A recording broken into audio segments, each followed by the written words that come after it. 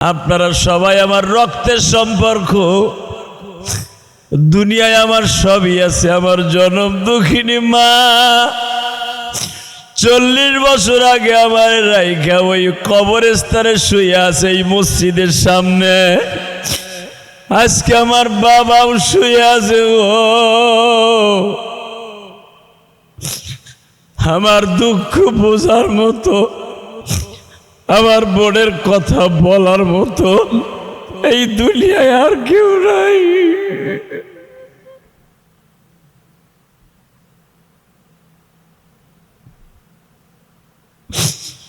আমি সারা দুনিয়ার প্রবাসী সহ বাংলাদেশ সহ প্রবাসী ভাইরা যারা আমার বয়ান শুনবেন, আমি আপনাদের হাতে পায়ে ধরে বলবো, যতদিন মা বাবা বেঁচে আছে কোনদিন মা বাবার সাথে বিয়াদবি করেন না। কেবা তুমি আগে আসছো, যাইবা কি তুমি আগে?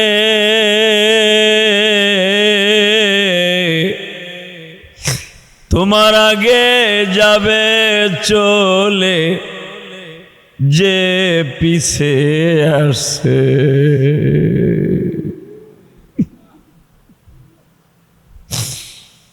তুমি কি ভাবছ এই দুনিয়া চিরদিনই রয়ে যাব?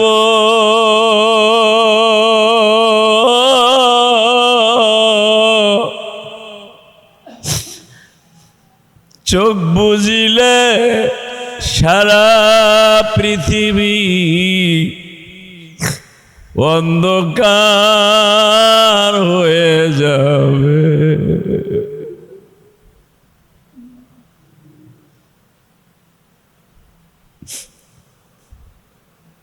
আল্লাহ তুমি তাকায়া দেখো, গত জুমায় আমার আব্বা আমার এই গ্রামের এই মসজিদের ডান পাশে বসে বসে জুমার নামাজ পড়ছে। আজকে আমার আব্বা মাটির কবরে ঘুমানো মালিক।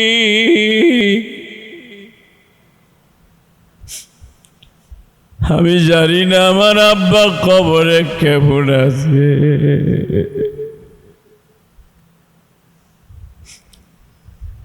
আল্লাহ, এই মসজিদের সামনেই তো আমার আব্বা সহ আমার জনম দুঃখিনী মা সহ অসংখ্য কবর এখানে ঘুমায় আছে। আল্লাহ, প্রত্যেকের কবরটা জান্নাতের বাগান বানায় দাও আল্লাহ। আল্লাহ, প্রত্যেকের কবরটা জান্নাতের বাগান বানায় দাও আল্লাহ। আজকে আমার গ্রামের বাড়িতে আমারই কষ্টে গড়া আপনাদেরকে সাথে নিয়ে এই মসজিদে জুমার নামাজ এই জন্যই পড়াইতে আসছি, যেন আমার আব্বা বলতে পারে যে আমার ইলিয়াসকে কষ্ট করে পাট বেচা ধান বেচা কিষান দিয়ে আমার ইলিয়াস রে আলেম বানাইছি। আমি যেই জুমা পড়ে আসছি, পরের জুমা আমার ইলিয়াস ওখানে বসে আমার জন্য দোয়া করছে। একটা বাবার জন্য সবচেয়ে বড় সফলতা হলো ওইটা। সবচাইতে বড় সফলতা একটা বাবার জন্য ওইটা, যেই বাবা কবরে যাইবার পরে তার জন্য দোয়া করার জন্য মানুষ তৈরি হয়ে যায়। কারণ হাতের ছুরি যেমনি আয়না দিয়ে দেখা লাগে না, আমার আব্বাও যে কত কষ্ট করে আমারে মানুষ করছে। এই মসজিদের কাজ ধরার আগে আমার আব্বা আমারে পাও ধরে নাই, তার সাথে বেশি করছে।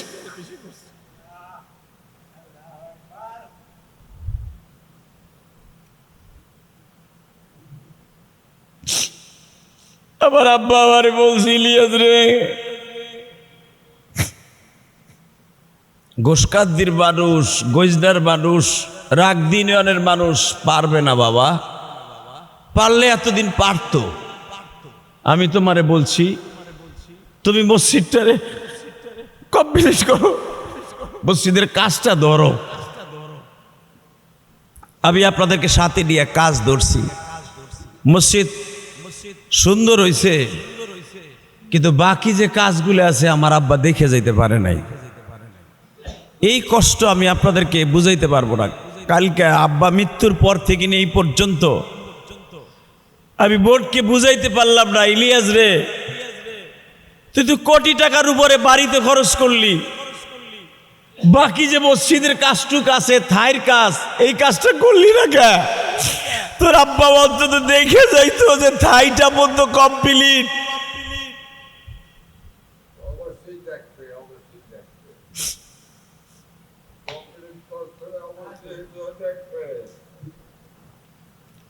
এই 3টা দিন আবার অতটা ক্ষত বিক্ষত মামা, আপনি জানেন না।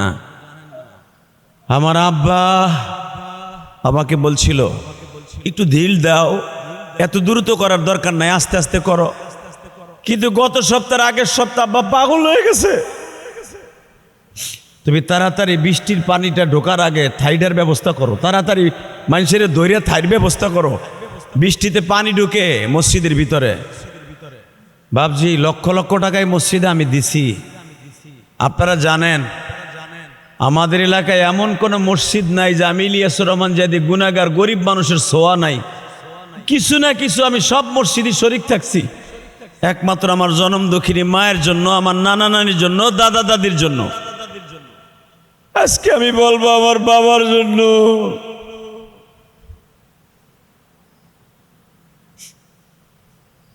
এই মাসের শুরুতে অর্থাৎ আল্লাহ জুন মাসের 25 তারিখ চরপরশন নদী মাদ্রাসায় যখন আমি 50,000 টাকা দেই, আপনারা ভাবতে পারেন কার আজকে মিডিয়া আসছে, আমি নাম ফুটাবার জন্য বলছি না, আল্লাহর কসম।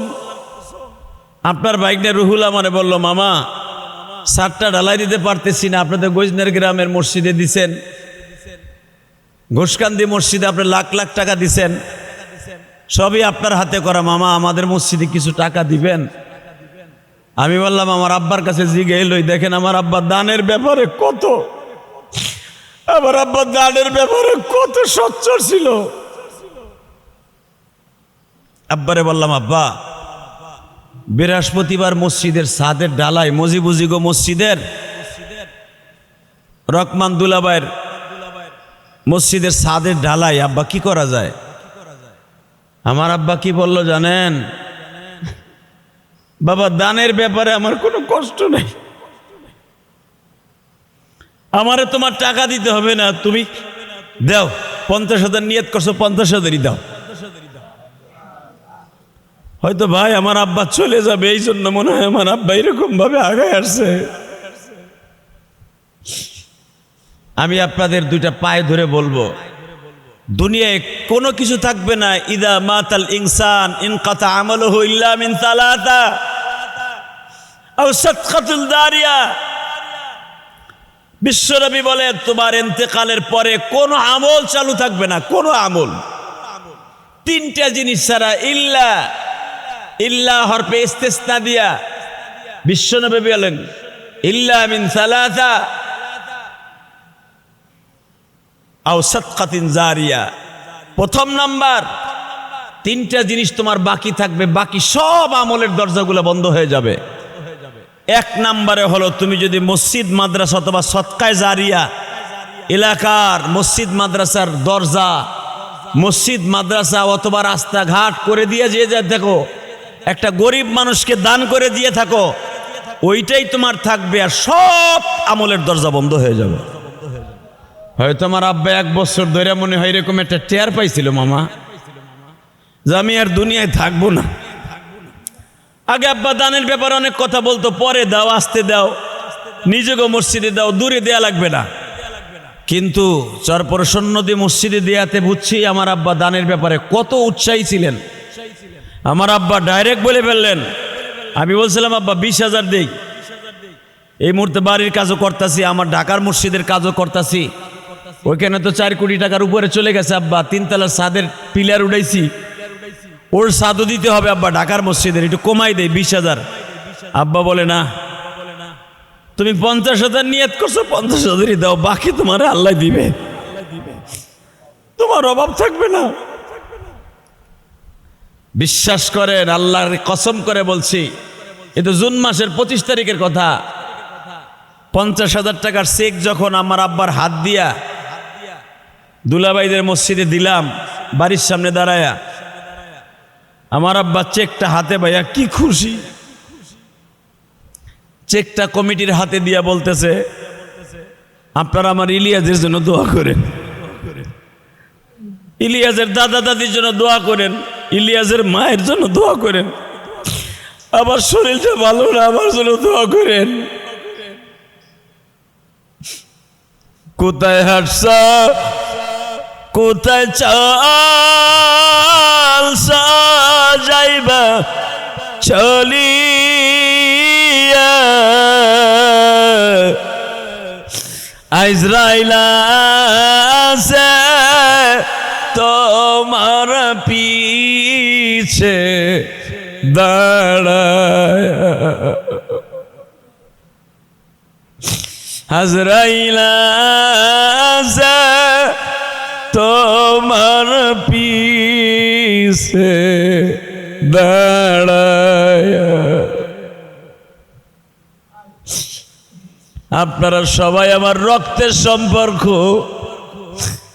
দুনিয়ায় আমার সবই আছে। আমার জনম দুঃখিনী মা 40 বছর আগে আমার রাইখা ওই কবরস্থানে শুয়ে আছে এই মসজিদের সামনে। আজকে আমার বাবাও শুয়ে আছে। ও আমার দুঃখ বোঝার মতো, আমার বোনের কথা বলার মতো এই দুনিয়ায় আর কেউ নাই।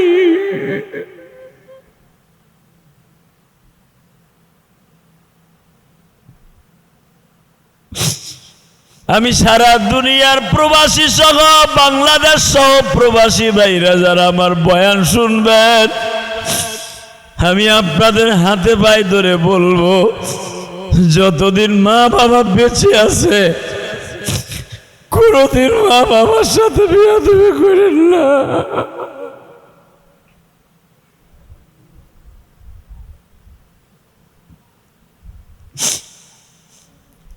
কোনদিন বাবার সাথে বেয়াদবি করেন না, কোনদিন বাবার অন্তরে কষ্ট দিয়েন না। আমি আমার প্রবাসী সহ আবার যারা ভক্ত আছে সারা বাংলাদেশের সবাইকে অনুরোধ করে বলবো, পৃথিবীতে টাকা দিয়ে সব কিছু কেনা যায়, স্বর্ণ বলো, গয়না বলো, এমনকি বাঘের চোখও কেনা যায়, হরিণের চোখও কেনা যায়, কিন্তু দুইটা জিনিস কোনোদিন টাকা দিয়ে কেনা যায় না। একটা হলো মা আর একটা হলো বাবা। এই দুইজনের আদর একবার চলে গেলে আর কোনোদিন কেনা যায় না। এই যে আপনারা যারা আছেন আমার আব্বার বয়সী, একসাথে লেখাপড়া করছেন, আমার আব্বা যাই কিছু করুক, আমার আব্বার দিলটা পরিষ্কার ছিল, এটার ভিতরে কোনো সন্দেহ নাই। আমার আব্বার দিলটা একবারে সাদা ছিল, আমি জানি। আমার আব্বার ভিতরে কোনো অহংকার ছিল না। আপনাদের চোখে আমি পাড়ি দেখতেছি, শুধু একটা কথাই বলবো, কবরে কাউকে খাতির করব না, কবরে কাউরে খাতির করব না।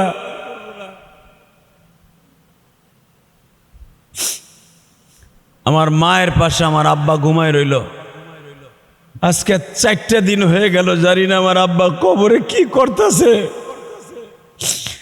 আমি আপনাদের অশ্রুসিক্ত নয়নে চোখের পানি দিয়ে, আপনারা আমার চাচা, আমার ভাই, আপনাকে দুইটা পাও ধরে বলছি, আমার আব্বারে আপনারা মাফ করে দিয়েন।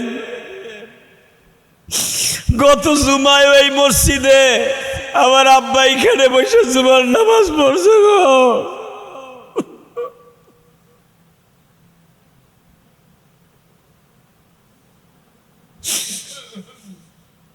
আমার আব্বা এখানে বসে জুমা পড়ছে। আব্বা, আল্লাহ গো, আজকে তার সন্তানেরা, তার ভাইরা জুমার নামাজ পড়তে আসছে, আর আমার আব্বা মাটির ঘরে ঘুমাই রয়েছে। আপনাদের জানা আছে আমার নবীর জীবনের শেষ জুমা যেদিন ছিল, শেষ জুমা, আমার নবীর যেদিন শেষ জুমা, আমার নবী আর জুমা পড়াইতে পারবে না। আপনারা জানেন হাদিসটা, কিতাবুল জুমার মধ্যে আসছে। নবী রবিউল আউয়াল মাসের 12 তারিখ সোমবার বেলা 10:45 থেকে 10টার মধ্যে ইন্তেকাল করেন। সুবহানাল্লাহ বললেন না? আমার নবীর জীবনে কোনো কাজা আদায় হয় নাই, কাজা নামাজ আদায় হয় নাই, কাজা হয় নাই নামাজ। আমার নবী রোজ সোমবার ইন্তেকাল করলেন। সোমবারের আগে শুক্রবার পর্যন্ত কয়দিন থাকে? 3 দিন। শুক্র, শনি, রবি, মাঝখানে কয়দিন থাকে? 3 দিন। আবার নবী সোমবার ইন্তেকাল করবে, 3 দিন আগে জুমার দিনে সাহাবীদের কাছ থেকে ঠিক এইভাবে বিদায় নেয়। কারণ 5 দিন আগে আমার নবী মা আয়েশার ঘরে ঢুকছে। আজরাইল নবীর সাথে দেখা করতেছে বারবার, জিবরাইল বারবার দেখা করতেছে। আমার নবীর জীবনের শেষ জুমা, মৃত্যুর 3 দিন আগের জুমাটা নবী পড়াইতে পারেন নাই। আল্লাহু আকবার বললেন না? আমার নবীর 11 বছরের জিন্দেগিতে, কারণ মাদিনায় আসার পরে জুমার নামাজ চালু হয়। মাক্কি জিন্দেগিতে জুমার আয়াত নাযিল হয় নাই। ইয়া আইয়ুহাল্লাযীনা আমানু ইযা নুদিয়া লিস-সালাহ মিন ইয়াউমিল জুমআ ফাসআউ ইলা যিকরিল্লাহ ওয়া যারুল বা'i যালিকুম খায়রুল লাকুম ইন কুনতুম তা'লামুন। এই আয়াত নাযিল হয় মদিনায় আসার 3 সপ্তাহ পরে। সুবহানাল্লাহ বললেন না? কয় সপ্তাহ? 3 সপ্তাহ পরে মসজিদে নববীতে একটা মসজিদ আছে, ওইটার নামই মসজিদে জুমআ। কি নাম? আমার নবীর জীবনে প্রথম জুমার নামাজ পড়ে এই মসজিদে। তখন এখানে মসজিদ ছিল না, এটা ছিল একজন সাহাবীর বাগান, খেজুরের বাগান। মসজিদে কোবা নির্মাণ করার পরে 3 সপ্তাহ পরে আমার নবী যাচ্ছে যেখানে এখন মসজিদে নববী, আর একটা মসজিদ নির্মাণ করবে, দ্বিতীয় মসজিদে নববী যেটাকে বলা হয়। মসজিদে কোবা হলো আমার নবীর জীবনের পূর্ণাঙ্গ প্রথম মসজিদ, যেই মসজিদে 1 রেকাত নামাজ পড়লে 10,000 রেকাত নামাজের সওয়াব হয়, এবং একটা উমরা হজের সওয়াব। 1 বছরের গুনাহ মাফ হয়, 1 বছরের সামনের পিছনের গুনাহ মাফ হয়ে যায়। এই জন্যই তো হাজিরা বিনি হিসেবে জান্নাতে যাবে। বিশ্বনবী বলে হাজিরা যাই কিছু করুক, জীবনে কেউ যদি একবার মক্কা মদিনায় যায়, ওইটা এমন একটা জায়গা আল্লাহ কোটি কোটি মানুষের মধ্যে একজনকে কবুল করে। কয়জনকে? আমাগো খান পরিবারের ভিতরে দেখেন, এই যে আমার রজব আলী চাচা আর আমার আব্বা, এই 2 জনই কিন্তু হজ করছে। এই ইয়ং জেনারেশনের মধ্যে, চাচাদের মধ্যে, তাই না? রজব আলী চাচা আমার আব্বা করছে, 2 জন করছেন না? এর আগে আর কিন্তু কেউ হজ করে নাই, করলেও দাদার আমলে করছে। তাহলে এই 2 জন হলো খান পরিবারে হাজি। আর আপনি দেখেন গোশকান দিতে আমি ছাড়া হাজি কে আছে বলেন? আছে? আছে কেউ? আমিও তো গজনের সন্তান, আমি তো গোশকান্দির সন্তান না। তাহলে আমার খান পরিবারে আমরা 3 জন হাজি, আব্বা, আমি, আমার কাকা। আপনাকে গোশকান্দি এখনো পর্যন্ত কত ইটালিয়ানের বাপ আছেন, একটা উমরা পর্যন্ত করতে পারলেন না। হ্যাঁ, আলহামদুলিল্লাহ, আমি ভুলে গেছি। আমাকে খান পরিবারের ভিতরে দারোগা আব্দুল মান্নান সাহেব, আমি ভুলে গেছি গা। কুতু ভাই, আমার কলিজার ভাই কুতু ভাই, হাজি জুলমাত খান তো অনেক আগে। তা আলহামদুলিল্লাহ খান পরিবারে অনেকটি হাজি আছে, আলহামদুলিল্লাহ বলেন। কিন্তু তালেকদার বংশে আপনি দেখেন এখনো পর্যন্ত কিন্তু কেউ হজ করতে পারে নাই, এমনকি একটা উমরাও করতে পারে নাই। এটা দুর্ভাগ্য। তাহলে আমি আপনাদের সবাইকে বলি, হজ সবার কপালে হয় না। কথা বলেন না কেন? অনেকের সন্তান 10 বছর 12 বছর, অনেকের সন্তান 20 বছর বিদেশের বাড়ি গেছে, কিন্তু বাবার হজ করাইতে পারে নাই। কথা বলেন না কেন?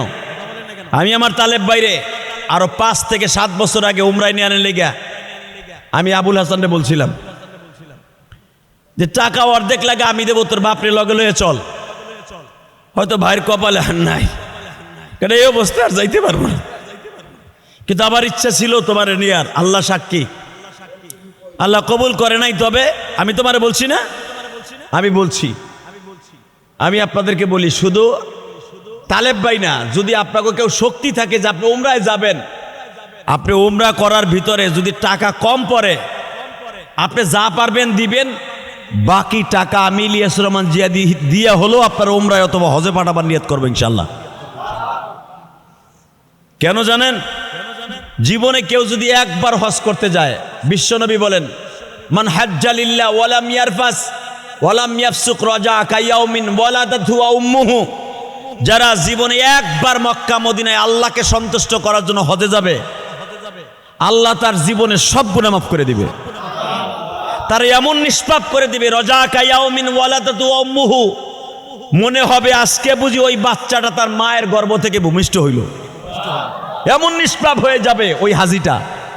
পৃথিবীতে এমন কোনো আমল নাই হজের মতো যে পুরা নিষ্পাপ হওয়া যায়, একমাত্র আরাফার মাঠ ছাড়া।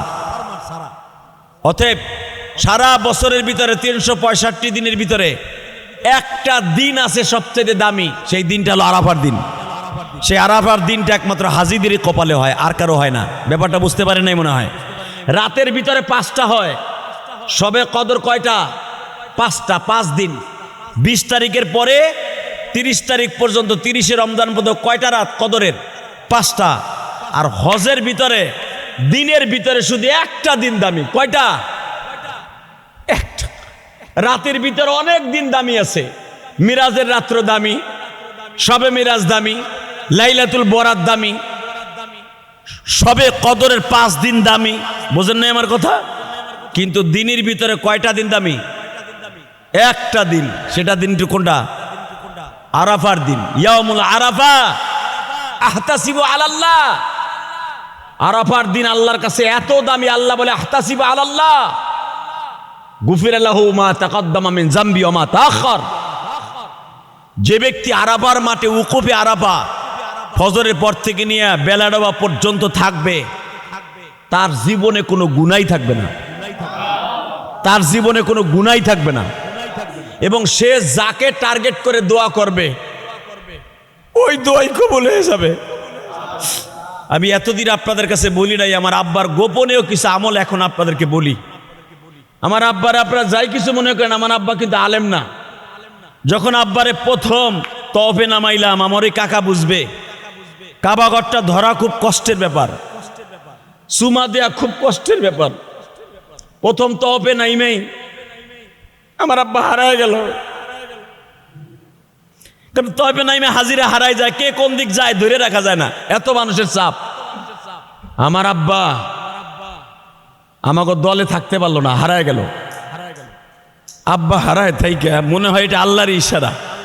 আব্বা হারাইয়া আমারে না পাইয়া 1.5 ঘন্টা কাবার গেলা বুকের মধ্যে নিয়ে আব্বা চিল্লাইছে আর কাঁদছে।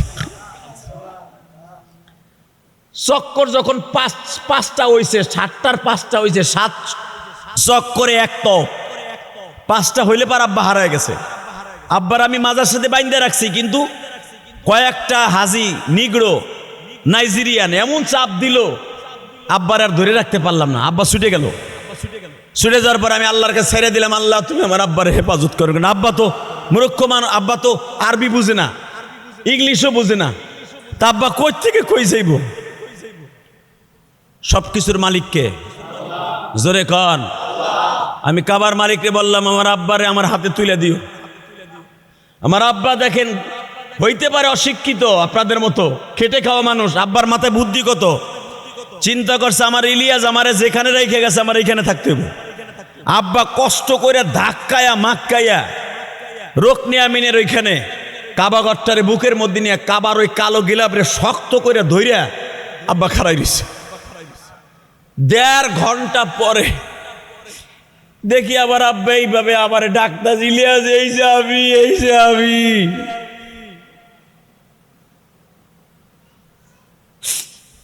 আমার আব্বা আমারে পাইয়া, বিশ্বাস করেন হাদি সাহেবরা, আমার বাজানরা, চৈত্র মাসে পিপাসিত মানুষের ঠান্ডা পানি দিলে, ফ্রিজের 1 বোতল পানি দিলে যেরকম মজা লাগে, আমার আব্বা আমারে পাইয়া তার চাইতে বেশি খুশি হইয়া মজা লাগতাছে। আমার আব্বারে তো আগের থেকেই বলছি, আব্বা প্রথম কাবা ঘর ধরে যা চাইবা তাই পাবা। হোটেলের ভিতর থেকে আগের থেকে ট্রেনিং দিয়ে নিয়ে গেছি, হাজিদেরকেও ট্রেনিং দিছি, কাবাঘর ধরে চিল্লাবার কানবা। আব্বা তো আপনাদের মতো মানুষ, খেটে খাওয়া মানুষ, যা বুঝছে ওই 1.5 ঘন্টায় কাবা শরীফ ধরে খালি চিল্লাইছে আর কানছে। যখন আব্বারে বুকিরিয়া বললাম এখন তপ শেষ করেন, কয়টা হইছে? কয় তুমি যেখানে রাইখে গেছো ওই কয়টাই হইছে আমি তো জানি না। আমি ভাবলাম 5টা হইছে। আমার আব্বাই কয় এবার তুমি আমার সাথে একটু বুকটা মিলাও। আমার কাবাঘরের সাথে আব্বারে চাইপা ধরলাম। আমার আব্বা কাবার গেলাপ ধরে বলে, আল্লাহ রে তুমি আমারে মাফ করে দিও।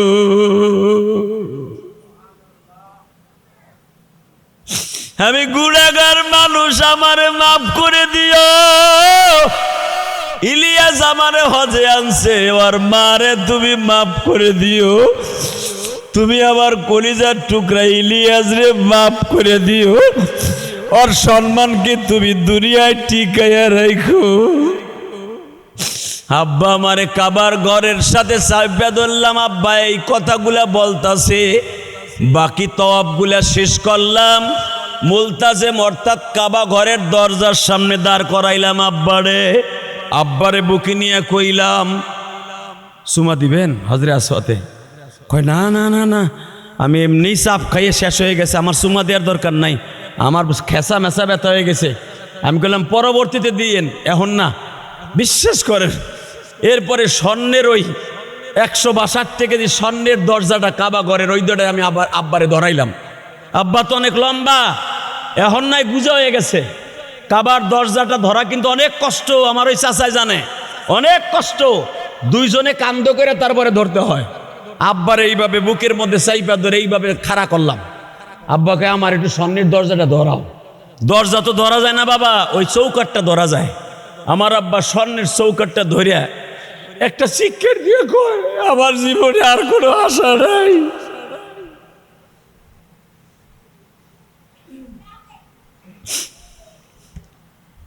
এতে বিশ্বাস করা যায় আমার আব্বা মাপ পেয়ে গেছে।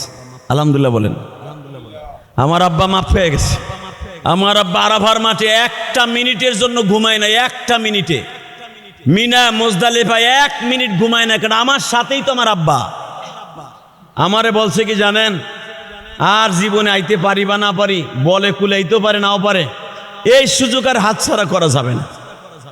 আব্বা আমারে থুইয়া গোপনে গোপনে তাবুর পাশে যাইয়া, মিনার তাবুর পাশে যাইয়া এইভাবে হাত তুলে খালি কাঁদতেছে।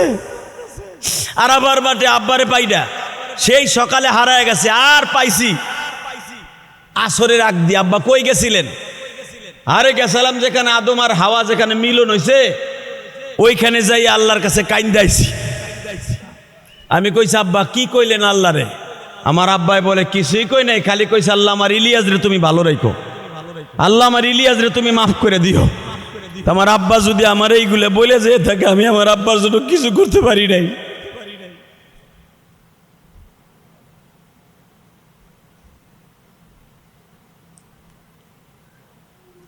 শুধু আপনাদের 2টা পাও ধরে বলে দিয়ে যাই, আবার আব্বার জন্য আমি কিছু করতে পারি নাই। তবে এতটুকু আমি করার চেষ্টা করব। বুকটা ব্যথা, কারণ এই 4 দিন ধরে আমার চোখের পানি ফুরায় নাই যে আমার আব্বা এইভাবে হঠাৎ করে আমার কাছে ফাঁকি দিয়ে চলে যাইব। আব্বা মৃত্যুর 1 দিন আগে যেরকম আমার নবী মৃত্যুর 1 দিন আগে ফাতেমারে বলছিল, ফাতেমারে মা আবার ইন্তেকালের পরে তুই কাঁদবি না, বিলাপ করবি না, হাসান হোসাইনরা আমার পাশে রাখবি না, ওরা ছোট্ট মানুষ কষ্ট পাবে। আর আমার কবর দেওয়ার পরে খবরদার মা, কখনো তুই নিজেরে অহংকারী মনে করবি না। 6 মাস পরে তোর সাথে আমার কবরে দেখা হবে। কয় মাস পরে? 1 নম্বরে আমার মৃত্যুর পরে তুই কানবি না, 2 নম্বরে হাসান হোসাইনরা আমার পাশে রাখবি না। কারণ ওরা যদি আমার মৃত্যুর পরে হাসান আমি নানারে কয়ে ডাক দেয়, ওরা যদি কয়ে আবার নানারে আবার জীবিত করে দাও, আমার আল্লাহ সহ্য করতে পারবে না, আমি নবীও সহ্য করতে পারবো না। কারণ আমি হাসান হোসেনরা আমার জানের চাইতে বেশি ভালোবাসি। ওরা ডাক দিলে আমার জীবিত হইতেইব, দুনিয়ার নিয়ম ভঙ্গ হয়ে যাবে। আমার মৃত্যুর আগে হাসান হোসেনরা আমার পাশে রাখবি না। ঠিক ফাতেমা বলে, আব্বা তাহলে তুমি আমাকে সাইরে চলে যাবা? মা আমি কখন চলে যাব জানি না, তবে আমার যাওয়ার টাইম হয়ে গেছে। 12ই রবিউল আউয়াল নবী বিদায় নিবে, 11ই রবিউল আউয়াল আসরের পরে ফাতেমারে সব কিছু নবী বলে দিয়ে যাইতেছে। ঠিক আমার আব্বা মারা গেল সোমবারে, আমার আব্বার মৃত্যু সোমবারে, নবীর মৃত্যু সোমবারে, আমার আব্বার মৃত্যু সোমবারে।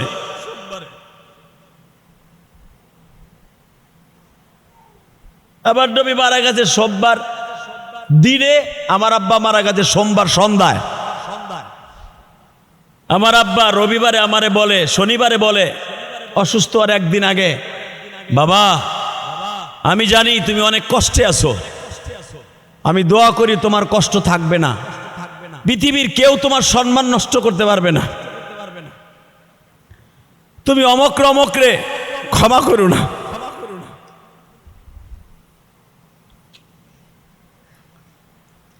তুমি আমার জন্য দোয়া কইলো, শরীরটা ভালো না। আমি জানতাম না বাজান, আমার আব্বার সাথে এইটাই আমার জীবনের শেষ কথা। আমার আব্বা আমারে বিদায় দিয়ে চলে গেছে, আপনাদের কাছ থেকে চলে গেছে। এইখানে আমার আব্বা ছিলেন, চলে গেছেন। আমি আপনাদের দুইটা পাও ধরে বলবো, আমার আব্বার চলে গেছে 1 সপ্তাহ হয় নাই, 4 দিন হয়েছে। আমার আব্বা যদি আপনাদেরকে এই মসজিদের কোনো কষ্ট দিয়ে থাকে, আল্লাহর রাস্তায় মাফ করে দিয়েন। আপনারা যদি কেউ চলে যান, আমের কানে যদি শুনি বাংলাদেশে আমি থাকি, আমি আপনার জানাজায় আসবো ইনশাল্লাহ। আমার আব্বার সাথে যারা চলাফেরা করছেন, এই মসজিদ নির্মাণ করার সময় অনেক হিসাব নিকাশ আমার আব্বার কাছে আছে। হয়তো ওই কারেন্ট বিলের টাকাটা আজকে আমার আব্বার কাছে থাকতো, ওই টাকাটা আপনাদেরকে বুঝাই দিতে আসছি। আপনারা টেনশন নিয়েন না, মসজিদের বাকি কাজ হবে ইনশাল্লাহ। আল্লাহ যদি আমারে বাঁচায় রাখে, মসজিদের বাকি থাই কাজ আর এই জায়গাটা আমার মন মতো করার একটা মনের আরাধনা, এটাও হবে ইনশাল্লাহ। বলেন, আমার ঢাকার মসজিদে যেরকম ভাবে আমি সুন্দর করে করছি, ঢাকার মসজিদ যেরকম ভাবে সুন্দর করে করছি, এই জায়গাটাও অনেক সুন্দর হবে ইনশাল্লাহ। এই যে পিলার দুইটা দেখতেছেন, পিলার সারা দুনিয়া মিডিয়ায় দেখবে।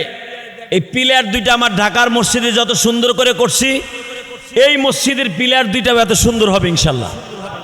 গেটটাও এত সুন্দর হবে ইনশাল্লাহ।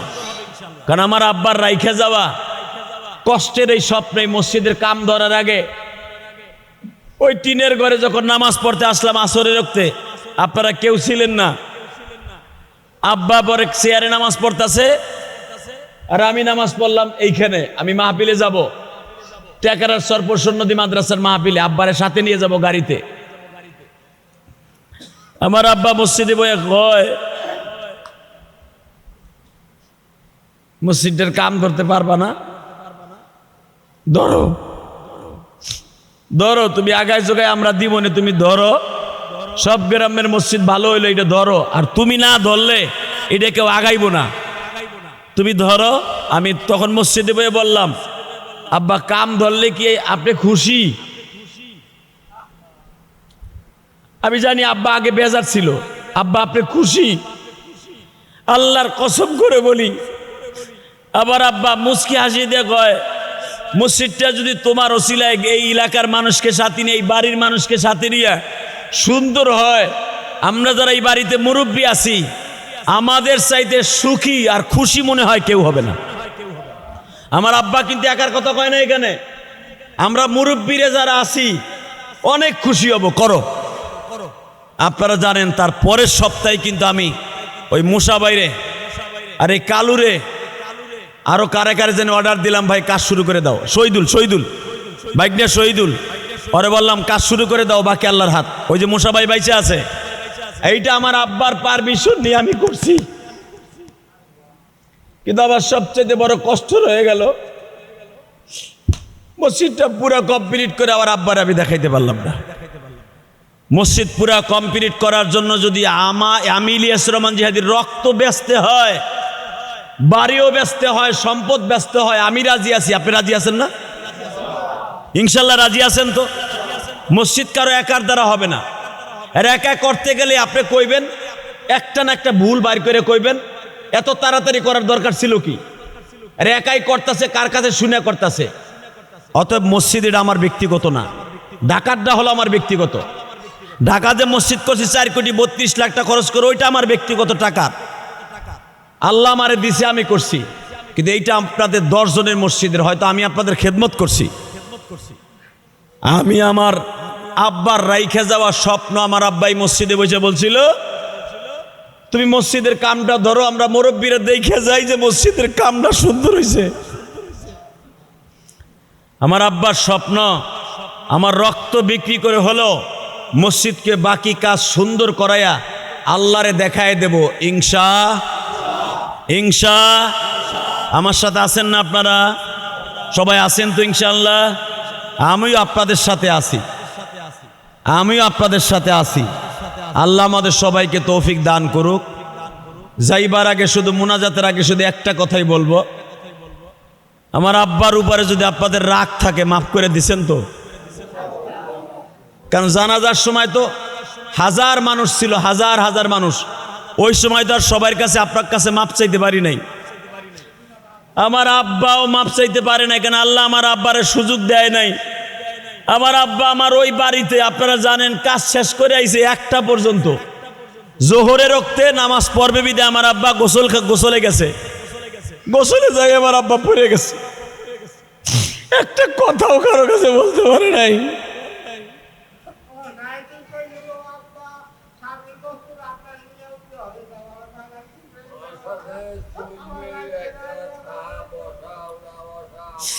কান্দেন না, আল্লাহর কাছে কান্দেন মামা। আল্লাহ হয়তো আপনাদের কপালে রাখে না, কারণ এই বয়সে আর উমরায় যাওয়া সম্ভব না, কারণ ওইখানে যে অবস্থা, লক্ষ লক্ষ হাদির চাপ সহ্য করতে পারবেন না। যাই হোক, আপনারা এই দুনিয়ায় না পারেন, আপনাকে নামে আমি যদি উমরায় যাই, প্রত্যেকের নামে এক একটা উমরা করে দেবো ইনশাল্লাহ। আপনার নামেও করব, আপনার নামেও করব, আমার মামার নামেও আমি উমরা করবো ইনশাল্লাহ। আমি ওয়াদা দিয়ে গেলাম, এই 3 জনের নামে আমি উমরা করে দেবো, কারণ আপনার আর যাওয়ার সুযোগ নাই, আপনি গেলেও আর পারবেন না। অতএব আমি আপনাদের সবার কাছে দাবি রাখবো, আমার আব্বারে মাফ করে দিছেন তো? বলেন, মনের থেকে বলেন, আমার আব্বারে মাফ করে দিছেন? আমার আব্বা যদি কারো কষ্ট দিয়ে থাকে, আমার আব্বারে মাফ করে দিয়েন। আর আমার আব্বা যদি কারো কাছে টাকা পাইয়া থাকে, আমি আপনার কাছে চাই না, আপনার দিতে হবে না। আমি জানাজার দিনে বলছি, আজকেও বললাম, আমার আব্বা যদি আপনাদের কারো কাছে 1 লাখ টাকাও পায়, আপনার দিতে হবে না, আমি মাফ করে দিছি। আমি তার কলিজার টুকরা বড় সন্তান হিসাবে মাফ করে দিছি, আমার ফ্যামিলির পক্ষ থেকে আমি মাফ করে দিছি, আপনার দিতে হবে না 1 টাকাও।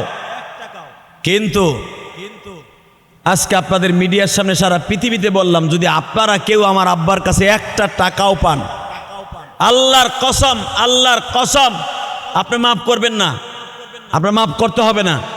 আপনি যদি মন চায় মাফ করে দেবেন, এটা আপনার ব্যক্তিগত ব্যাপার। আমার হলো, যদি আপনি মাফ না করেন, আমার কাছে চাবেন, আমি সাথে সাথে দিয়ে দেবো ইনশাল্লাহ। 1 ঘন্টাও দেরি হবে না, আপনার সাথে আমার দেখা হইতে যতটুকু দেরি, এর ভিতরে আমি ইলিয়াস রহমান জিয়াদি আপনার ঋণ পরিশোধ করে দেবো ইনশাল্লাহ। কিন্তু আপনার কাছে যদি আমার আব্বা টাকা পেয়ে থাকে, 1 টাকাও দিতে হবে না। কিন্তু আমার আব্বা যদি কারো কাছে ঋণী থেকে থাকে, আমার কাছ থেকে চাইয়া নিয়ে যাবেন ইনশা। আর যদি আমি মারা যাই, দেওয়ার আগে আমার ভাই বেরাদার আছে, ওরা দিবে, অথবা আবার সম্পদ বেইছে আমার আব্বার ঋণ আপনারা শোধ করবেন। কারণ সন্তানের সবচাইতে বড় এবিলিটি হলো, সন্তানের সবচাইতে বড় কাজ হলো বাবার ইন্তেকালের পরে, বাবা মা ইন্তেকালের পরে তার হক আদায় করে দেয়া। আমার আব্বা যে সমস্ত কথা আমারে বলে গেছে, মরার 5 দিন আগে, 2 দিন আগে, 1 দিন আগে, ওই কথাগুলি জানি আমল করতে পারে। সবাই বলেন আমিন, ইনশা। আর যারা যদি কষ্ট দিয়ে থাকেন আমার আব্বারে, মাসলা আগে ভালো করে বুঝেন, আমার আব্বার পক্ষ থেকে তো আমি মাপ চেয়ে নিলাম। যদি আমার আব্বারে কেউ কথা দিয়া, কষ্ট দিয়া, জাগা দিয়া, পয়সা দিয়া, হাঁটা দিয়া, চলা দিয়া, কথা দিয়া, যে কোনোভাবে কষ্ট দিয়ে থাকেন, তার নামে 2 রাকাত নামাজ পড়ে কবরের কাছে যে মাপ চেয়ে নি, মোনাজাত করে বললেন, খালু, ভাই, মামা, আমাদেরকে মাফ করে দিয়ে না, আপনি তো বাইসে গেছেন, কবরে চলে গেছেন, আপনারা আর কোনো গুনাহ নাই, কিন্তু আমাকে গুনার সাগরে রেখে গেছেন, আপনি আল্লাহর রাস্তায় আমাদেরকে মাফ করে দিয়েন। গোপনে গোপনে তাদের কাছে যে মাফ চেয়ে আইসেন, আপনি তো বোঝেন যে কবে আমার ভাইরা আমি কষ্ট দিছি, আবুল কালাম সাহেবরে কবে কষ্ট দিছি, ইলিয়াস রহমান জিহাদির বাবারে কবে কষ্ট দিছি, কবে তারে কথা দিয়া, টাকা দিয়া, পয়সা দিয়া এমন একটা কষ্ট দিছি, সে কোনোদিন মাফ চাইতে পারি নাই, সুযোগ পাই নাই। তাহলে আপনার কাছে দাবি হলো, এই ঋণ কিন্তু আল্লাহ কোনোদিন শোধ করবে না, কোটি টাকা দিয়েও পারবেন না, 100 বার হজ করলেও এই ঋণ আল্লাহ শোধ করবে না, যদি বান্দার কাছে আপনি কোনো অন্যায় করে থাকেন। এখন আপনার সূরাত হলো, আমার আব্বার কবরের পাশে যাইয়া 2 রাকাত নামাজ পড়ে অথবা সূরা ইখলাস পড়া আমার আব্বার কাছে নয়, আল্লাহর কাছে বললেন, আল্লাহ, আমি তোমার বান্দার কাছে অন্যায় করছিলাম, তোমার বান্দার কাছে মাফ চাওয়ার সুযোগ পাই নাই, তোমার বান্দারে বইলেও আমি কিছু সওয়াব দিলাম, এর ওসিলায় যেন সে আমারে মাফ করে দেয়। ইনশাআল্লাহ আমার আব্বা আপনারা মাফ করে দেবে, আল্লাহ আপনারা মাফ করে দিবে। আল্লাহ আমাদের সবাইকে তৌফিক দান করুক। সবাই তওবা করি, আস্তাগফিরুল্লাহ। রব্বি, এই বাচ্চাটা, আস্তাগফিরুল্লাহ, রব্বি মিন কুল্লি জামবেও আতুবু ইলাইহি লা হাওলা ওয়ালা কুওয়াতা ইল্লা বিল্লাহিল আলিয়্যিল আযীম লা ইলাহা ইল্লাল্লাহু মুহাম্মাদুর রাসূলুল্লাহ। আপনারা অনেকে ভাবতেছেন যে মানুষ মারা যাওয়ার পরে 3 দিন 4 দিন পরে একটা খাওন দেয়, এটা বলেন না আপনারা, এটা জায়েজ নাই। না না, রাখেন, আপনারা তো জানেন, সবাই জানে না, এটা খাওন দেয়া জায়েজ নাই, একবারে হারাম। এইটা খাওয়া, এই 60 দিন 40 দিন পরে খাওয়ান, এইটা হলো গরুতে পায়খানা কইরা ওই গোবর খাওয়া, যা যেরকম হারাম, এই 60 দিন 40 দিন খাওয়া ওইরকম হারাম। এটা এমন একটা ঘৃণার জিনিস, বিশ্বনবীর কোনো 40 60 হয় নাই, কোনো সাহাবীর হয় নাই, কোনো আলেমের হয় নাই। এই যে বড় হুজুর মারা গেছে, শুনছেন, বড় হুজুরের 60 দিনে খাওয়াইছে। আল্লামা শামসুল হক ফরিদপুরি মারা গেছে, 60 দিন খাওয়াইছে, শুনছেন? এখন যদি কোন, তাহলে তোমরা হুজুরে কত ফইত্যা বাইর করলা, তোমরা মানুষের দেখাও, তোমরা খাওয়াইতে গেলে ঘামাও না। বাবা, আমরা ঘামাই না, আমরা মানুষের দেখাই। দায় ঠেক্কা, দায় ঠেক্কে কেন খাই জানেন? আপনার বাপের 40-60 দিন আপনি করবেন, আপনার বাপের 60 দিন আপনি করবেন, এলাকার সমাজ দেহানের লেগে, নাম ফুটানের লেগে। আর এই বাচ্চাগুলো থামাও না, এই বাচ্চাগুলো আনছো কেন, এত ছোট বাচ্চা? এই শোনেন, আপনারা মাসলা আগে বুঝেন, বিশেষ করে আমার এই বাড়ির এই কাজ চলবে না। আর অন্য গ্রামে যা করে করুক গে, চলবে না এটা। আমি ইলিয়াস রহমান যতদিন আছে, তাহলে আমি আপনাগুলো আগে আছি, নলে নাই। 60 দিন 40 দিন 3 দিন কোনো খাওয়ান চলবে না। আপনি 10 দিনের মাথায় করেন, 15 দিনের মাথায় করেন, 3 দিন 4 দিন চলবে না। আপনি 1 বছর পরে করেন, আপনার বাধা দিছে কে? যেটা হাদিসে আছে এই মৃত্যু ব্যক্তির কাজে লাগবে, ওইটাই তো করবেন। কলেন বলেন, আপনি খাওয়াবেন কি জন্য? আপনার বাপের কবরে ভালো থাকার জন্য না? কেন আপনার খাওয়ানোর কারণে যদি আপনার আব্বারে জাহান্নামের আগুন খাওয়ায় ফেরেশতারা, যেমন বদমাইশ রাই খাইছে, ওর নাম ফুটানের লেগা, তোর পোলায় নাম ফুটানের লেগে গরু কিনছে, দেখ তুই কইরাইছর আকাম, আর তোর পোলা খাওয়াইতেছে দাওয়াত দিয়া। সুদখোর, ঘুষখোর, জুয়াখোর, মদখোর, গাঞ্জাখোর, সবগুলা খাওয়াইতেছে। হালাকে খাওয়ানোর কথা কাদেরকে? এতিম মিসকিন। কথা কন না কেন? মাদ্রাসার তালবি আলিম কয়টা খাওয়াই দেখেন? সব এলাকার মাথা মাথা মেম্বার, চেয়ারম্যান, যত বড় লোক আছে সব, যারা কিনা খাইতে পারে অগো খাওয়ায়। নাম ফুটানের লাগে আমার আব্বার দাওয়াত আইছেন, হালাকে রাস্তার থেকে ভিক্ষুক ধইরা কয়টা খাওয়াইছে আপনি দেখেন। এই জন্যই তো হারাম, এই জন্যই হারাম। অতএব ওই 3 দিনের খরচা আমি না কইরা 3 দিনের টাকা কই কই দিছি আপনারা শুনেন। আমি ইলিয়াস রহমান জিহাদি 1 নম্বরে আব্বার জানাজা শেষ করে দাফন করার পরেই সরপর সন্নদী মাদ্রাসায় 20 বস্তা চাউল কিনা দিয়েছি, ওই যে আমার বিআই মাসুদের দোকান থেকে, আলহামদুলিল্লাহ বলেন। এবং ছাগল চিরা, ওই যে ছাগল চিরার পরে হোসেনপুর না কি বলে, দিগনগরের আগে এক মাদ্রাসায় আমার কাছে আরো আগে চাইছিল, ওইখানে দিছি 20,000 টাকার চাউল। আমার ঢাকায় ওইখানে দিছি 26,000 টাকার চাউল। আমার পুরা বাড়িতে খাওয়াইলে যেই কয় টাকা খরচ যাইতো ওই কয় টাকা কি দান করি নাই? কথা বলেন না কেন? এতে কি আমার আব্বার কাজে লাগছে নাকি পানি হয়ে গেছে? এইটাই কাজে লাগছে। এই যে এনায়েত সাহেব যখন চাউলগুলা পাইছে, ডাউলগুলা আমার ওই বিআই মাসুদ দিছে, মুসকি হাইসা দিয়ে কয় কোনো আলেম আজও পর্যন্ত 8 গ্রাম এইভাবে দেয় নাই। তাহলে আমি তো জানি আমার আব্বারে কি করলে আমার আব্বায় কবরে পাইবা। আর আমার আব্বা আর আম্মা, আমার দাদা দাদি মরার আগেই আমার আব্বা অনেক কিছু পাইছে, আলহামদুলিল্লাহ বলেন। এই যে কোটি কোটি টাকা আল্লাহ রাস্তায় দান করছি, এটা আমার আব্বা পায় নাই? কথা বলেন না কেন? 4 কোটি টাকা দিয়ে ঢাকায় মসজিদ করছি, আল্লাহ আমার আব্বা আরে দিবে না এখন? আমি তো আমার আব্বা মরার আগে আব্বার নামে ডিপোজিট করে ধুয়ে দিছি। এই যে মসজিদে লক্ষ লক্ষ টাকা দান করছি, আমার আব্বা পাচ্ছে না? তাহলে সন্তান তো সবাই জন্ম দিচ্ছেন এই রাগদি ইউনিয়নে। কয়টা সন্তান এরকম ইলিয়াসুর রহমান জিহাদির মতো, আবুল কালাম সাহেব কলম খার মতো কয়টা সন্তান জন্ম দিচ্ছেন বলেন? সমালোচনা করতে পারবেন কিন্তু আসতে পারবেন না। আব্বার মরার পরে একজন আমার বলতেছে জানাজার পরে, আমরা চাইছিলাম ওটা ডাইল ভাত আমাকে খাওয়াইবা, সাথে সাথে এটা কাউন্টার দিছে আলমগীর চেয়ারম্যান, এই বেটা এটা জায়েজ পাইছিস নাকি? হে তোর আমার সাথে ভালো মাসলা জানে।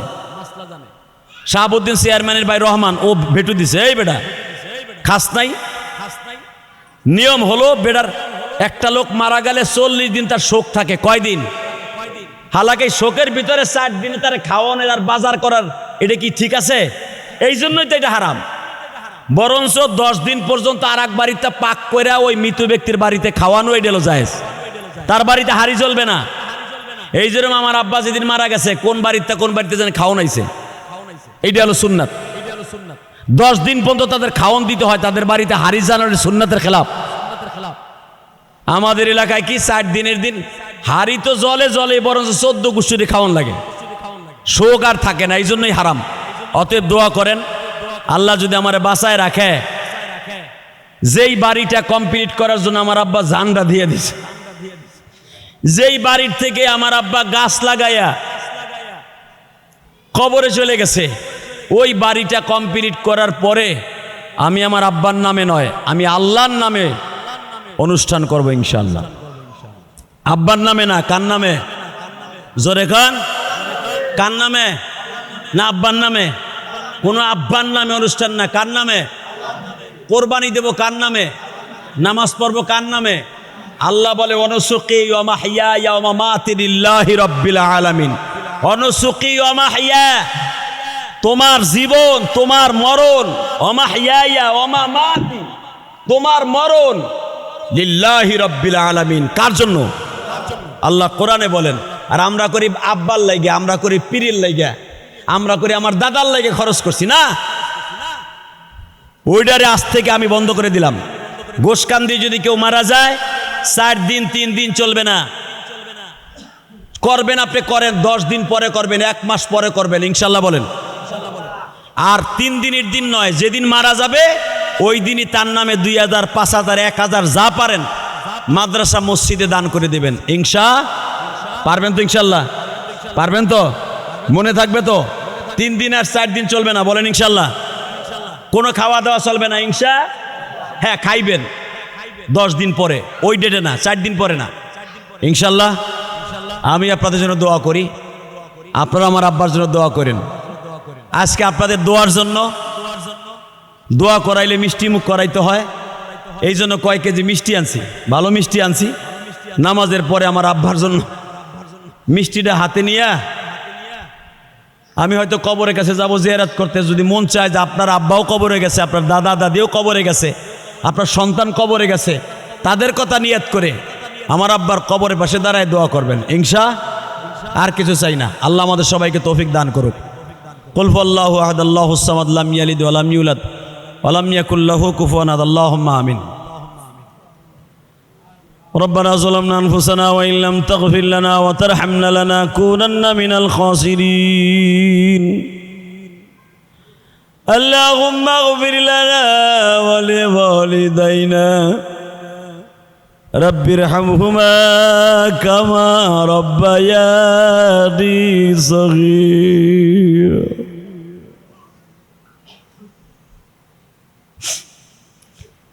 আল্লাহ তুমি তাকায়া দেখো মালিক,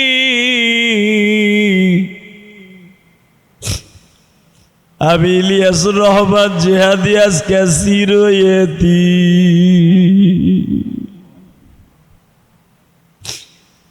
আজ থেকে 40 বছর আগে মা হারাইছি। মা ও মা, আজ থেকে 4 দিন আগে বাবাও হারাইছি।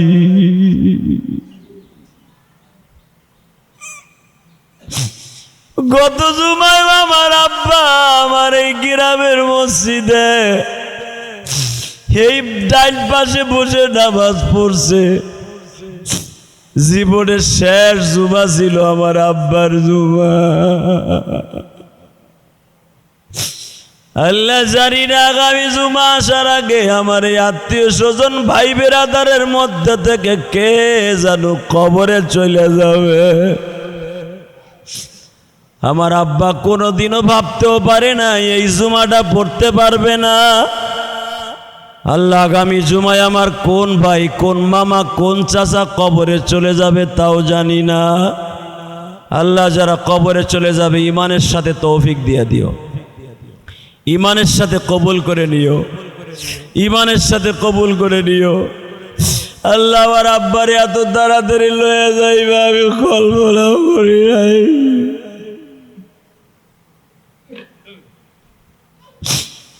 মাকে নিয়ে গেছো তখন ভালো করে বুঝতে পারি নাই, 12 বছরের সন্তান ছিলাম আমি। মা কি জিনিস, বাবা কি জিনিস ভালো করে বুঝতাম না। আজকে বুঝ হইল, সব হইল। আব্বাকে নিয়ে গেলা, আব্বার খেদমত ঠিক মতো করতে পারলাম না। আল্লাহ তুমি আমার আব্বা সহ দুনিয়ার সব আব্বার কবরে তুমি ভালো রাখো। দুনিয়ার সব মৃত ব্যক্তির কবরটা জান্নাতের বাগান বানায়ো। আল্লাহ কবরস্থানে যারা শুয়ে আছে সবাইকে মাফ করে দাও। আল্লাহ আল্লাহ তাদের সবাইকে মাফ করে দাও। যারা আমার সাথে আমিন আমিন বলছে, কারো মা, কারো বাবা, কারো মা বাবা একসাথে, কারো দাদা দাদি, নানা নানি, শ্বশুর শাশুড়ি, আত্মীয় স্বজন অনেকেই কবরে শুয়ে আছে। প্রত্যেকের কবরটা জান্নাতের বাগান বানায় দাও। আল্লাহ আমার আব্বার কবরটা জান্নাতের বাগান বানায় দাও। আমার আব্বারে তুমি কবরে একা রাখো না আল্লাহ। আমার মতো যারা প্রবাসী ভাইরা আছে, আল্লাহ প্রবাসে আমার অনেক ভাইরা আছে। আমার আব্বার অনেক সন্তান প্রবাসীতে আছে, আমার 2টা ভাই প্রবাসে। আল্লাহ তারা তো আর আব্বার লাশটা দেখতে পারলো না। বেশি বেশি করে আব্বার জন্য দোয়া করার তৌফিক দান করে দিও। এমনি করে আমার ভাইয়ের মতো যাদের প্রবাসী ভাইদের বাবা কবরে, তাদের কবরগুলো জান্নাতের বাগান বানাও। তাদের মায়ের কবরটা জান্নাতের বাগান বানাও। আল্লাহ মসজিদের বাকি কাজগুলা আল্লাহ আমার আব্বার হাতে করা হয়েছিল, আব্বার হাতে হিসাব থাকতো। আল্লাহ জানি না এখন হিসাবটা কার হাতে যাবে, তাকেও তুমি কবুল করে নিও। আল্লাহ মসজিদের বাকি কাজ তোমার গাইবে খাজানার থেকে পুরা করে দিও। কার দ্বারা করাইবা, কিভাবে করাইবা, তুমি করাইবা, তুমি কবুল ও মঞ্জুর করে নিও। আল্লাহ প্রবাস দেশ যারাই আছে প্রত্যেককে মাফ করে দাও। আল্লাহ আজকের চোখের পানি কবুল করো। আমার আব্বাকে মাফ করে দাও, আমার মাকে মাফ করে দাও, আবার নানা নানিকে মাফ করে দাও। এই কবরস্থানে যারা শুয়ে আছে মাফ করে দাও। এই মসজিদে যারা টাকা দিয়া, পয়সা দিয়া, শ্রম দিয়া, বুদ্ধি দিয়া, মেধা দিয়া, আল্লাহ শ্রম দিয়া সেই ফরিদপুর যায় ইটা, বালু, রড, সিমেন্ট কিনা এনে মসজিদকে সুন্দর করছে, আল্লাহ তাদেরকে আপনি মাফ করে দেন। আল্লাহ আমাদের দোয়া কবুল ও মঞ্জুর করে নেন। আল্লাহ যারা আমার সামনে বসে আছে মুরব্বিয়ান ইকরাম, এদের সবাইকে তুমি কবুল করে নাও। ওয়াসাল্লাল্লাহু তাআলা আলা খায়রি খালকিহি মুহাম্মাদ ওয়া নূরি আরশি সাইয়্যিদিনা মাহুম বিরহমাতিকা ইয়া আরহামার রাহিমিন।